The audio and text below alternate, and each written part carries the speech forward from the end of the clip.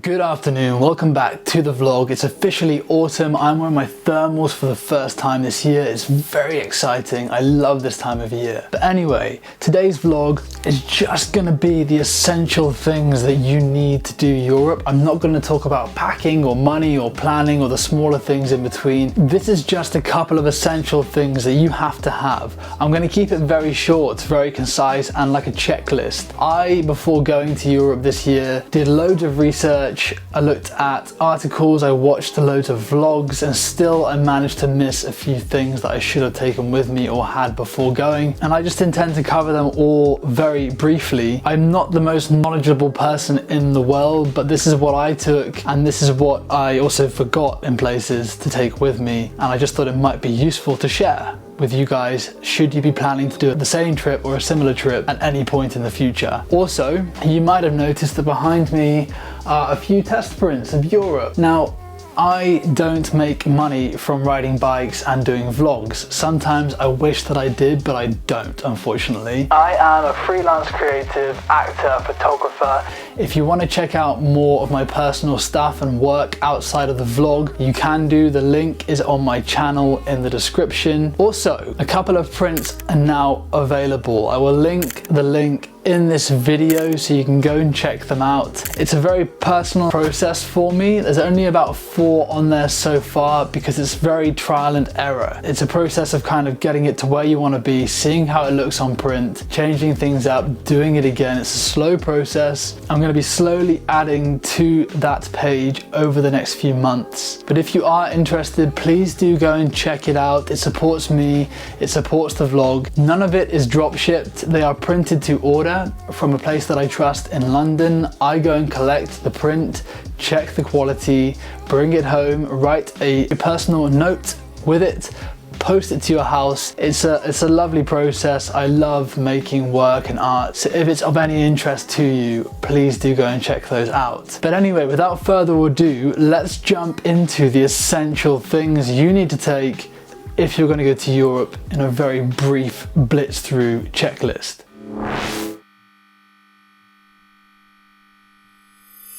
Okay, here we go. Passport. Obviously, take your passport, make sure it's in date. We all know this. Take your driver's license as well. That's very useful to have wherever you're going to be on a vehicle. Ownership documents, your V5 documents, you will need those. I think if you're leasing the bike, you might need different sort of documentation, but if you're the full owner of that vehicle, you should have a V5 document to take with you. An MOT certificate. If necessary, I did not need one because my bike has not yet had an MOT because it's a newer bike. But if you've had an MOT, take your certificate with you. Insurance documents, I'd recommend printing those out just so you always have them to hand. Insurance for the vehicle you're driving or riding, of course. Travel insurance. I phoned up multiple companies for this. Most of them wanted to know exactly where I was going to be, how long I was going to be there for, and where I intended to go, and the exact return date.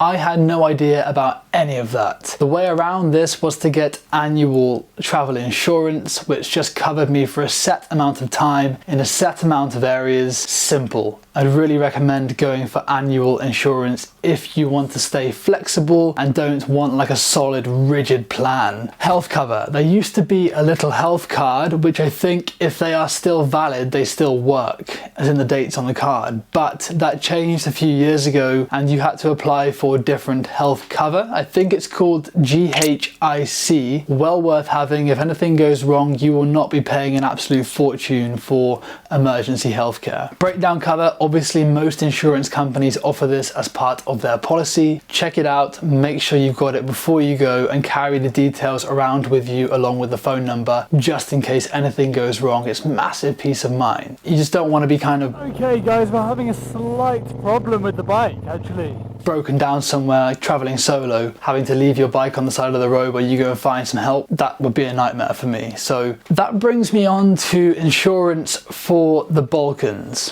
Now, I had a few issues with this. Everyone says you can go and buy insurance on the borders as you go into Bosnia, anywhere south of Croatia really, Bosnia, Montenegro, Albania, these areas which most UK insurance companies don't actually cover you for. I discovered that when I was in Bosnia. I'm currently just over the border in Bosnia.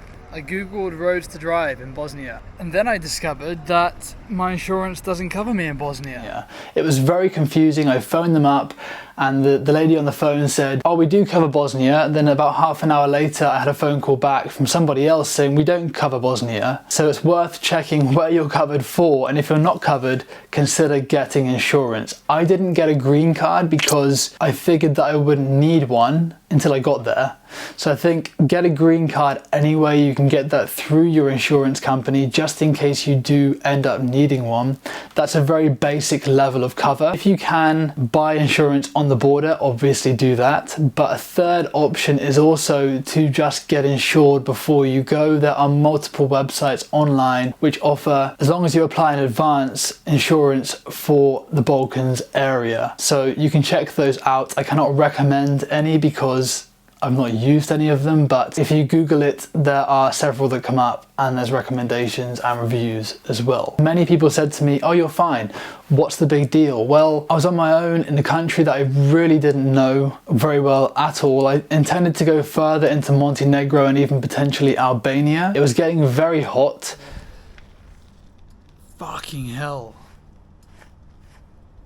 That is hot. If the bike broke down or completely broke and gave up on me, if I fell off and had a crash, if I got sick, I don't really know what I would have done on my own in those countries without any insurance whatsoever. And I'm very much aware that most insurance that you can get is the minimal level, but still, if you want peace of mind, I would really recommend getting something just to allow you to travel those areas without stressing out too much, like I did. I spent 12 hours in Bosnia and then left, so it was quite a stressful time. Final few things you want to buy before going, and they're very cheap, worth getting. I never got checked once for any of these things, but I think it's worth having them. A high-vis jacket, like an over jacket, bib, whatever you want to call it. Breathalyser kits for France. First aid kit. UK plate stickers for your number plate. Just stick them on before you leave, super simple. Reflectors for your helmet. I did not have these, but my helmet's already got reflective strips on it, so I assume that I'd be fine. I know most people say not even the locals have these, but if you want to be safe and prepared, then that's one thing you're supposed to have. And also spare bulbs for certain countries, just for the headlights and whatnot. And that's pretty much it. I have a couple of other things written down, but I think I'll put them in another vlog. They're not essential. I mean, one thing to be aware of is loud pipes in some areas can get you into trouble. Especially when I was in Slovenia for the first time, I rode past a few signs that were flashing at me saying too loud, warning, too loud. Never got pulled over, so I was fine, but I know that in certain areas and countries you can get a fine for riding around with a bike that's too loud, exhausts that are too loud, so it's worth bearing that in mind as well. But the rest of it I will get into in a future vlog. Any questions you've got, please do drop them in the comments below. Any vlogs you want me to cover, drop them in the comments below. The more basic stuff like talking about the bike, the planning, a budget, time frame, going solo in a group, and everything else you might want to pack, the kit that I used to pack, the clothing that I was wearing, the kit that I bought to take with me, I will cover that in future vlogs. But this was just a very, hopefully, concise, clear checklist of the things that you absolutely have to have before going. That's it for today. That is today's vlog. Thanks for watching, guys. I hope it's been useful, and I will see you all very soon.